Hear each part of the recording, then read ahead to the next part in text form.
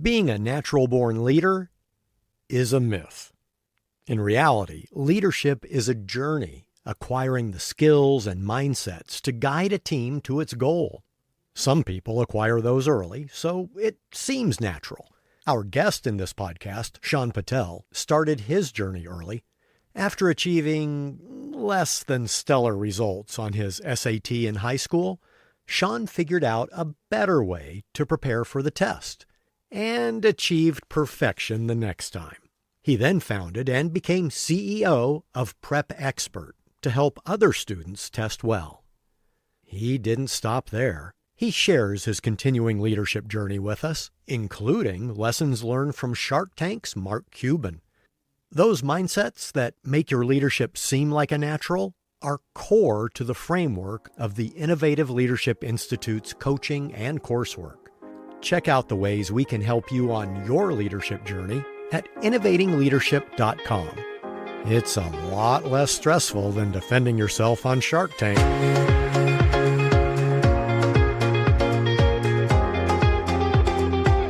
This is Innovating Leadership, Co-Creating Our Future. I'm your host, Maureen Metcalf, the founder and CEO of the Innovative Leadership Institute, where we help leaders be future ready. Helping us on this mission today is Dr. Shaan Patel, founder and CEO of Prep Expert. He'll be sharing his leadership journey, including closing a deal with Mark Cuban on ABC's Shark Tank. Welcome, Shaan. Thank you for having me. I'm excited to be here. Before we jump into the conversation about leadership, tell us a little bit about your Shark Tank experience. Yeah, Shark Tank was a life-changing experience, not only for my personal life, but also my business, of course. I went on Shark Tank in 2016. I pitched my company, Prep Expert, which is a test preparation and college admissions consulting company, for an investment. I was lucky enough to close an investment deal with Mark Cuban. We did a deal for $250,000 in exchange for 20% equity in the company. And he's been an amazing investor, advocate, and partner for the company ever since. Since airing on Shark Tank, the company has really taken off. We 10x'd revenue the following year and been kind of on that hockey stick-like growth ever since. So it's been very, very exciting. On the surface, this sounds like just a smooth journey. Tell us a little deeper. So you were a med student when this happened. You grew up in a public school and low college rate. You weren't a wealthy kid. So there's a little bit more backstory to what got you here. Given the struggles that you had, as you hit those bumps in the road, what kept you going? I grew up in Las Vegas, Nevada, not exactly known for its excellent education system. So I went to public school there. It's one of the worst school districts in the nation. At the time I was in high school, we had a 37% dropout rate. When I was in school, I didn't know the first thing about college admissions, test preparation, scholarships, any of that. My parents didn't go to college in the United States. I grew up in their motel, but I knew that I wanted to get college paid for. I knew that I wanted to become a physician. On the very first SAT that I ever took, I barely scored above average. I then spent hundreds of hours in the library self-studying for the SAT and was able to raise my score 640 points to a perfect score. This opened up life-changing opportunities for me to go to top colleges and win $500,000 in college scholarships. And so when I got to college, I developed Prep Expert, which is the company that exists today, to train students based on my methods and my curriculum to change their own test scores, to change their own lives the way that I did. I'm really proud to say we've now helped over 100,000 students improve their test scores, get into top colleges, and win over $100 million in college scholarships for themselves. The bumps in the road have been plenty and many, one of which we've already kind of touched on, which was going on Shark Tank. Shark Tank wasn't as smooth as maybe a lot of people thought. I went in there very overconfident, thinking I was going to get an investment from multiple different sharks. However, what ended up happening is they became really concerned that at the time I was also in medical school and I was the CEO of Prep Expert, and they didn't think I would be able to do both. Luckily, Mark Cuban gave me a deal anyway, and I was able to finish medical school. I still practice teledermatology, but really just to keep my diagnostic skills and licensing up. I spend the majority of my time as the CEO of Prep Expert and continuing to grow the business, which I really have a passion for being a leader, being an entrepreneur, and a CEO. As a young person, you're living in your parents' motel. I'm assuming your parents worked very hard to run the operation. So you had, in that way, exceptional role models for commitment, drive to succeed, care for your family, and they supported you in continuing to study. Yeah, absolutely. I think you hit the nail on the head in that although the education system in Vegas was not great, the value of education and the role models I had within my family were amazing. My dad worked 2 jobs. He worked from 5 a.m. often to 10 p.m. He worked as a pharmacist during the day and then ran the motel at night. An exceptional role model. I've never seen anyone work as hard as him. And so I think that really rubbed off on me to work really hard, both in school as well as an entrepreneur in my life. To your point, one of the things that I learned through that self-studying for the SAT in high school are those traits of determination, hard work, self-control, time management. And I believe those skills continued on to lead to my success, not only academically in college, in medical school, in business school, but most importantly, as a CEO and as an entrepreneur. I think those are all skills that are highly translatable and very necessary to be a successful leader. As we think about the mindsets of innovative leaders, one of the things you and I talked about before the show was this idea of inspiring followership.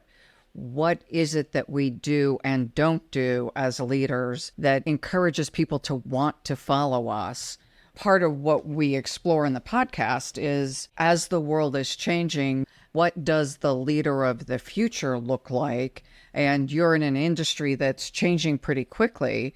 So tell us a little bit about how college prep is changing and how that's causing your leadership approach to change. It's really important to be an effective leader, to lead by service and lead by example. So that's one of the things that I really do at Prep Expert with my company. No task is too small for me. And I show that to my employees and my management team by doing the littlest things and getting really into the details. The other thing that I think is really important, specifically with AI in the college prep industry, is just like any other industry, actually, AI is a huge threat. So for example, there's a large company in the college prep industry called Chegg that does K through 12 tutoring. I believe their market cap got reduced by 80 or 90% last year. And the reason for that was largely due to the advent of ChatGPT, allowing students to essentially tutor themselves.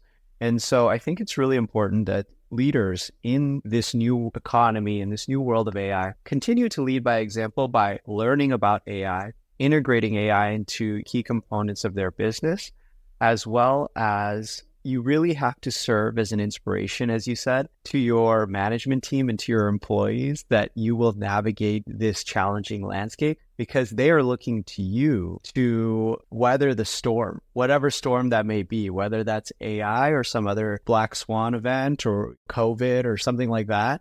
I think it's really, really important that leaders maintain an optimistic outlook and look for ways to utilize new technologies rather than shy away from them. A couple of things you said, no task is too small, and yet I want to counterbalance that with, I personally need to be careful of not stepping in where my team has the ball and overstepping. And so the balance of inspiring and creating opportunities and giving space. Tell me a little bit about how you balance that, because I assume you're not following around behind people doing their jobs. Absolutely. Yeah. It's really a delicate balance as a leader, the amount that you need to empower and delegate your team and the amount that you need to actually do the important stuff yourself. For me, I don't have a perfect balance, probably as every leader needs to always kind of ebb and flow. But for me, I try to focus on the really important tasks that I think it's most important that it comes from me. So for example, curriculum development at Prep Expert is very, very important to come from me because I am the face of the company. I'm the person who created the original content and curriculum. Sure, I could hand it off to one of my tutors. However, I think it's really important that parents, students, employees know that this was actually developed, that this was actually created by Dr. Shaan Patel. And that's really important. So I think for leaders, it's really important in your organization to understand what are the really key tasks that need to be done by you? Maybe it's recording a podcast. There's no other host that could do it, right? Maybe it is writing a quarterly letter, whatever it may be that the CEO or the leader really needs to show up and do, even if it's the hard task or the hard thing to do. I don't love writing curriculum. It's not easy to do. It would be easier to delegate it. But I think it's really important that you do the important things. And of course, let your team shine, empower them, delegate, and inspire on the other things that you may not be the best person to do them. Thank you for sharing the nuance there, because I want to be clear that the most effective leaders do what's theirs to do. And we each decide what's mine based on your company and phase in the life cycle and all of that. You mentioned in the AI space, an organization that does tutoring, that they've had an 80% drop in market cap. I just point out that there are large, successful, well-run companies that will drop in value because their leadership didn't anticipate and pivot quickly enough. And they may have been brilliantly run. I don't know them, so no commentary. The equation I talk about right now is pre-COVID, we had leaders that were really effective at implementing change. The world was moving slower, easier to predict what was happening. In the current space with AI moving so quickly and other things like COVID and whatever is the next black swan, we as leaders need to prepare our organization for the less knowable change. How do you compete with ChatGPT? Why are people still coming to you rather than the free or $20 a month ChatGPT option? One of the things that I think that leaders can get caught up in is becoming too in their own way of how they do things and not being nimble or agile enough to adapt or change. And so I think that's really important from a mindset perspective for a leader, but that then extends into your organization. I take the mindset that we are very nimble, very agile, very ready to change. And that then extends and permeates throughout my management team, throughout my organization, et cetera. To give an example, one adaptation we are making at Prep Expert to adapt to AI. I had a young team of entrepreneurs approach me with a brand new startup they're creating that allows video-based solutions to math questions on SAT problems that are AI generated. I could have said, well, this isn't exactly what we do, or, this is competitive to us, but I approached it as, this is a great partnership or investment opportunity. We would love to use this in our organization. And I think that's really the mindset or the perspective that all leaders should have, whether it's AI or any other new technology or platform. I think it comes from, and it starts from having that mindset that you need to be agile, you need to be nimble, and you need to adopt new technologies when they're presented and see if they can fit into your larger mission as an organization. Are you also in search of those, or right now waiting for them to come to you? Both. I have been looking. I'm always looking. So when I'm doing curriculum development or high-level strategy at my company, AI is now on the sheet. So I look for AI-enabled technologies that can help us do what we do better, more efficiently, lower cost, whatever it may be. This particular example I gave you, they came to me, but we're also actively searching. So I think it's important for any management team to do both. Shaan, as you mentioned your strategy, is there something else on your critical path that you're really looking to create in the AI enablement space? Yeah, absolutely. On my dream list of AI tools that we have not come across yet, but hopefully in search of now and into the future, is the ability to really recreate the experience of a one-on-one tutor for a student that is as good or as similar to a human. So right now with generative AI, ChatGPT and other interfaces, it's really a chat-based interface. But when you think about how a tutor interacts with a student, I really think a lot of the magic happens with a face-to-face interaction, whether that's Zoom or in person. And that's really where our tutors shine. Now, if there's an opportunity to recreate that in an AI-generated avatar that can answer questions just as well as a human-based tutor, a lot of companies may say, well, this is the end of our company. But I would probably say, how can we leverage this? How can we utilize this to expand and grow our company to heights that we've never seen before? I love that. Right now, we're using an AI-based version of me to deliver some of the content in our program, but it is pre-programmed. It doesn't recreate itself by itself, fed with ChatGPT, and especially because the avatar just makes weird sounds periodically, as if my body kind of had intestinal distress or something. It just kind of makes weird avatar sounds.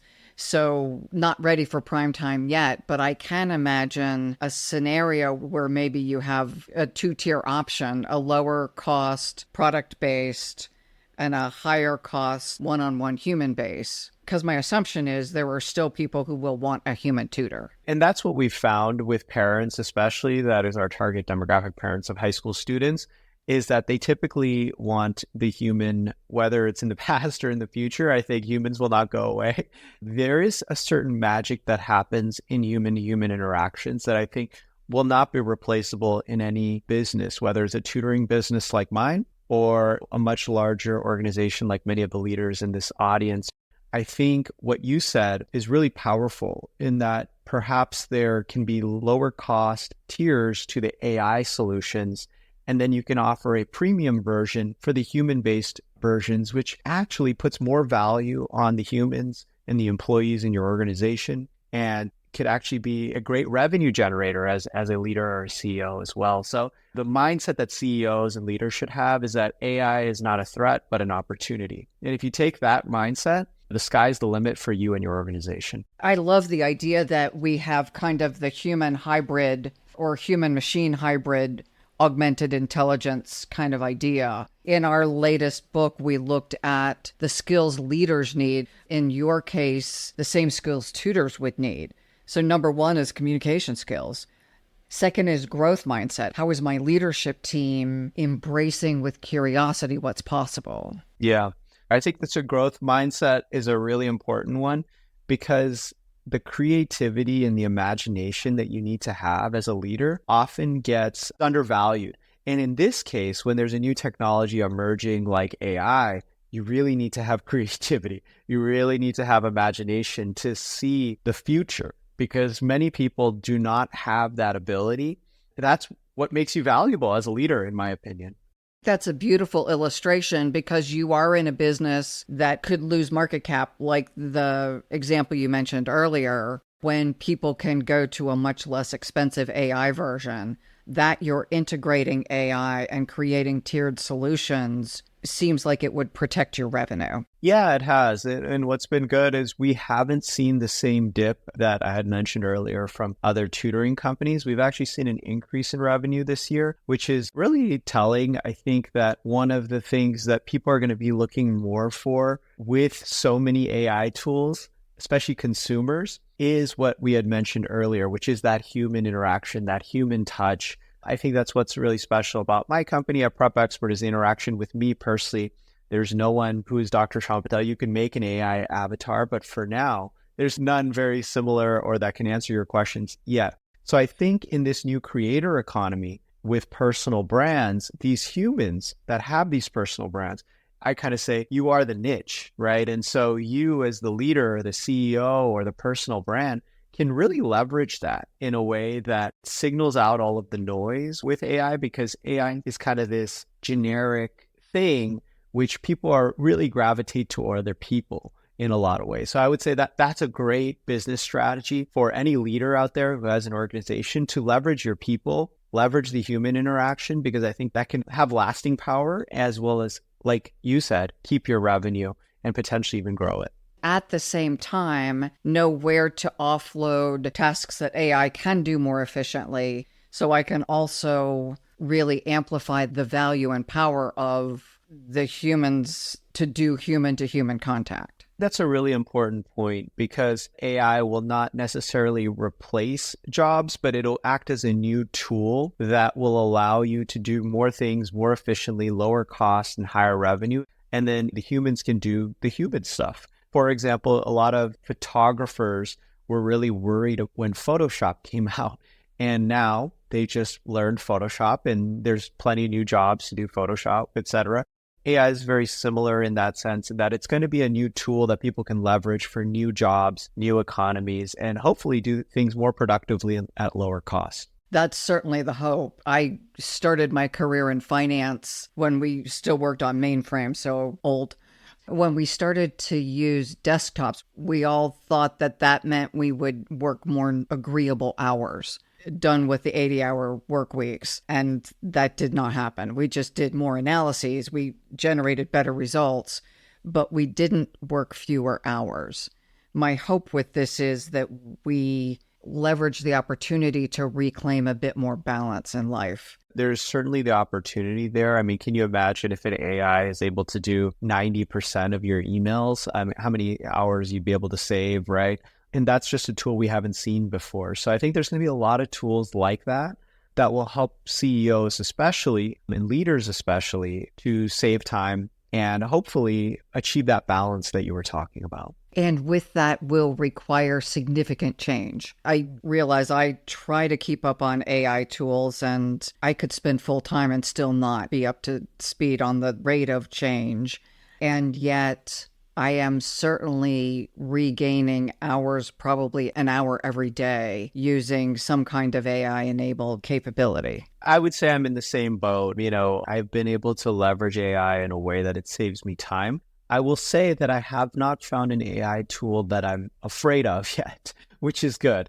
Like you said at the beginning, a lot of it is about mindset. And if you take that growth mindset or embrace AI rather than see it as a threat to your organization, which AI can be a threat if you do not embrace it and you do not engage with it and you do not see the future vision of how it could be leveraged in your organization, because you're going to be sitting on flat feet while everyone else is running. The other mindset that we talk about is abundance versus scarcity, which I would really say is growth versus fear. Certainly some level of fear is appropriate. If I don't change, I will be impacted by this. If I can see the opportunities and proactively leverage them, I should be varying levels of fun. For those who aren't doing anything, fear is probably the appropriate response, because your life in the future will be worse off if you're not adopting it in a leadership role. Yeah, I agree with that. I think there's a healthy level of fear, but I love what you said about abundance.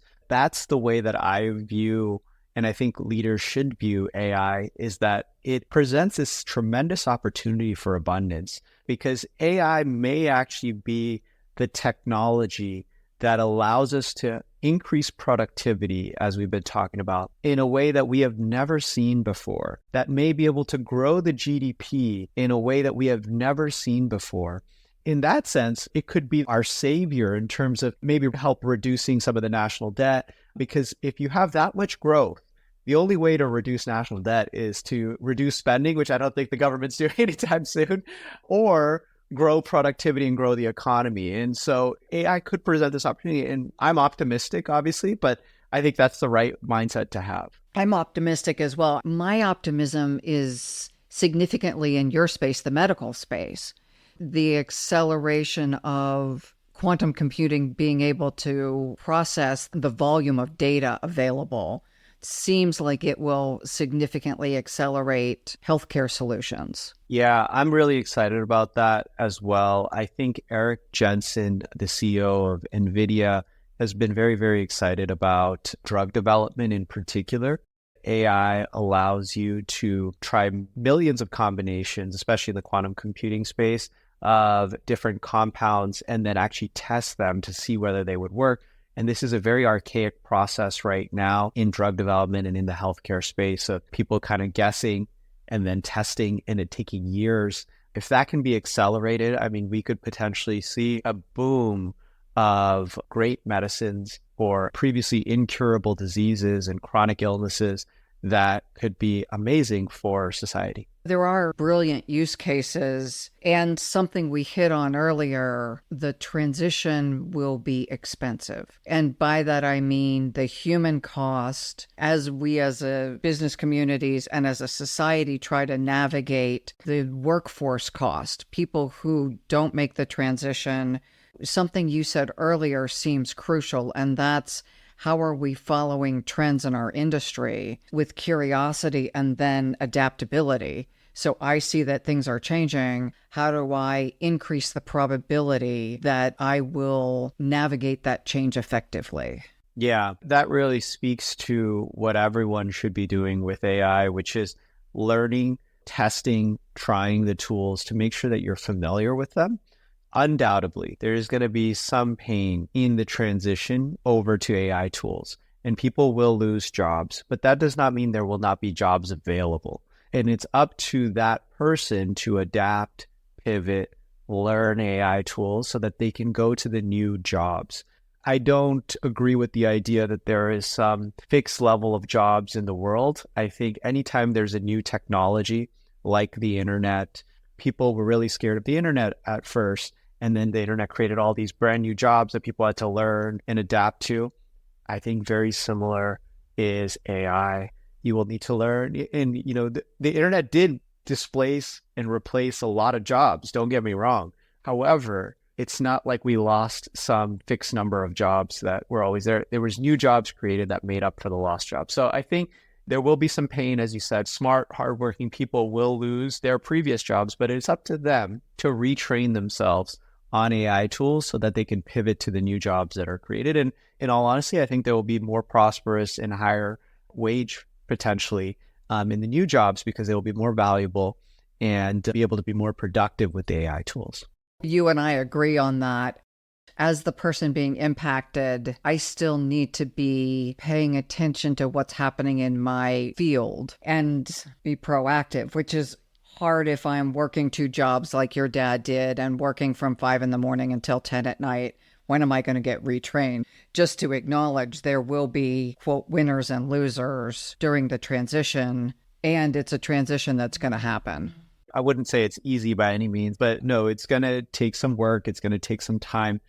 But all good things typically take that. They take hard work and they take time to exponentially grow into something amazing in the future. And that's what AI is going to be. People will need to retrain themselves. There will be some pain in that transition, but there always is in any growth. Let's go back to Shark Tank. Mark Cuban gave you $250,000. I assume he didn't just write a check, say, go forth, Shaan, and do great things and send me back money later. How did you interact with him now that he owns 20% of your company? It's been an amazing partnership with Mark Cuban. So the way that we have engaged over the years, which it's now been an 8-year partnership, is typically Mark, as everyone may know, has invested in hundreds of businesses. He typically likes to interact by email. But what's amazing about Mark is he will respond to your email typically within 5 minutes. And it's not an AI, it's Mark. So the way that he is efficient with his time with so many businesses is he is able to interact. And I don't know if this is true or not, but I've heard the number is somewhere between 800 to 1,000 emails per day, which is pretty amazing because he typically doesn't do meetings unless there's a big event or a big panel. So for example, we just did an entrepreneurship panel for the Obama Foundation. So of course I got to meet Mark there. But it was funny, he was mentioning some of the emails that I had sent him over the past week and said, congratulations on this or that. So it's not some AI that is reading and responding to emails when you interact with Mark, but it's been amazing over the years. As I mentioned, we've co-hosted entrepreneurship panels. We've co-written books on kid entrepreneurship. We've co-invested in educational companies together. Having a mentor and an advisor such as Mark for the business on top of that, just for the Prep Expert business, he's done amazing things. He's negotiated some of our best licensing deals, opened up marketing and partnership opportunities, and he's always willing to help us promote a new launch or new products. For all that, the value's been pretty incredible How do you continue to grow as a leader? Because my assumption is when you started the company 12 years ago, you were less experienced. You were still in med school, new CEO, probably focused more on the product than running a business. Yeah. One of the best things that I did about 5 or 6 years ago, in addition to having Mark as my mentor and advisor, was I hired a business coach and a chief of staff who has 30 plus years as an executive leader. That has made a huge impact on me as a leader to be able to learn from someone with that much experience about what to do, what not to do, to deal with the hard things in businesses, whether it's hiring, firing employees, company culture issues. Those things have really gotten ironed out when I've been able to essentially have a business coach who, with that much experience, take me under his wing. I've become such a better leader because of that. So I think if leaders listening to this have the opportunity to work with a coach one-on-one or a business advisor that has far more experience than you, that's really what's most valuable. And so that's had an amazing impact on me. So you said business coach and chief of staff. Is that the same person or two different people? Luckily, it's blended into one. So same person. Really, that's what he helps most with is company culture, staffing, but also helping me grow as a leader. So it's a little bit of everything. It's a good value. A colleague of ours, quite experienced and quite successful, joined a younger company as their COO and was absolutely in charge of culture, hiring. That organization has excelled because of the partnership. Yeah. Both people were important. Yeah. And I could say very similar things, which is when you're a startup, you don't have that company culture. You don't have those processes in place. You need to figure that out at some point and go from just a product-based startup to a professional organization that inspires, as we've talked about, but people want to work for, they show up for, that has a great company culture. Those are all, if not more important, potentially than even the product itself sometimes. Especially for employees working for you. Yeah. And that's why he's also the chief of staff. Exactly. It's really, really important, I think, for the employees to see that. Because if you don't have the right staff in place for any organization, it really doesn't matter what the product is. It's not going to succeed. And that really starts from the leadership team and the management team. That's such an important message for entrepreneurs because it's easy to fall in love with our own product and think that it's the crown jewel when in fact it's the combination of the product and the culture that continues to generate it. And without that pairing, the crown jewel can get pretty dusty. Yeah. And that's what I love about being a CEO and a business owner and entrepreneur is there is this balance, right? You have to balance the product, the organization. We talked earlier about balancing delegation and knowing what to work on. That's probably the most important skill as a leader or a CEO is prioritizing what you need to work on and figuring that out. And because you could work on 1,000 things in the business, it's figuring out which 10 are the important ones and which 990 is your staff best suited for. Brilliant. The humility I hear in you is really a nice trait to amplify. It sounds like you have continued to grow consistently during your tenure as CEO, from pitching lots of sharks before you got the financing, pitching lots of publishers before you landed your first book deal. That humility and the tenacity to continue has been a pair of characteristics that really typify the person you were all the way back to the high school kid who needed to raise his SAT scores. Thank you. Yeah, I definitely think it all ties together, and it's a personality trait I have, which I think is an important one for all leaders and CEOs. The game of business is to stay in business. You can't win at business. It's not a winnable game. You just continue to ride the waves, work hard, lead by example, and adapt to new technologies and new trends, as we've talked about. After AI, there's going to be something else. It's important that leaders, CEOs adapt to the next new technology as well. And you will never win. You will never lose, but you have to have fun through the process. Which is something we didn't talk about, but I love the wrap up of where to focus and that there is no winning and losing. staying in business, and I would say making an impact, which I hear you doing. And what a huge impact you make. Thank you. Yeah, that's my favorite part about running Prep Expert is we get to do good and do well. What I mean by that is we do good for parents and students by helping them lower their cost of college. And everyone knows how expensive college is now, with student debt hitting almost $2 trillion and the average cost of college around $200,000. It's getting unaffordable for many people. So we help them reduce or eliminate their college costs through merit-based scholarships, raising their test scores. And that's my favorite part, is when parents and students email us saying, my student just got a $250,000 full tuition scholarship or $100,000 scholarship. This is life-changing for us. And so we get to do good and do well. And that's my favorite part of business. Shaan, thank you for being such a beautiful role model on so many levels. Where would our listeners learn more about you and your company? Head over to prepexpert.com. You can find out all about our SAT and ACT online courses. We help students raise their test scores with the most effective test prep curriculum in the world.